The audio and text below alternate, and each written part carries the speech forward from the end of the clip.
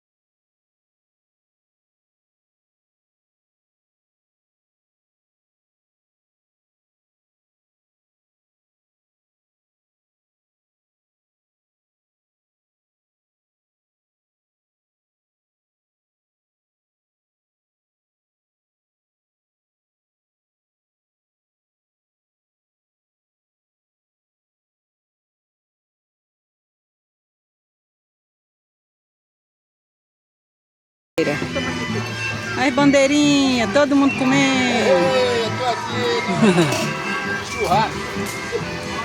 E aí, Ariel? Com pirulitinho na boca? É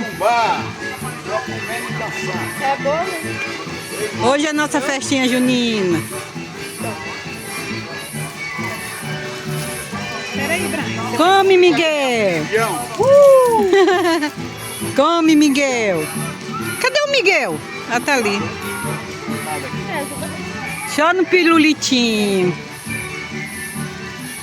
Eu tenho que mostrar eu também, né? Miguel no pirulito. O Edilson Jurandir. Tem 4 crianças aqui, bebê. 3, né? É, põe mais pra trás a fitinha dela. Tá bem nos olhos da menina? Minha Paulinha. Eu fiquei com medo de dar alguma coisa. A Camilinha. Olha o bebê da Camila. Oh, meu Deus. Foi só no fundo. Ele tem que nem o do teu, macacãozinho? O quê? De peludinho? É? É, que nem o dela. Ah, é tão lindo. É bom que ele tá olhando. Tá parecendo um Ai, ursinho. meu Deus do céu.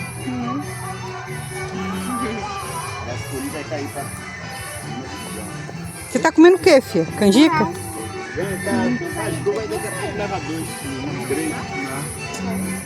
Ah, Maria, que calor. Senta, Marlene. Filme eu aqui, Juliana.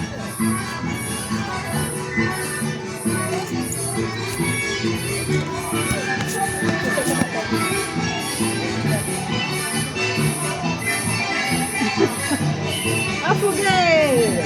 A fogueira, neném!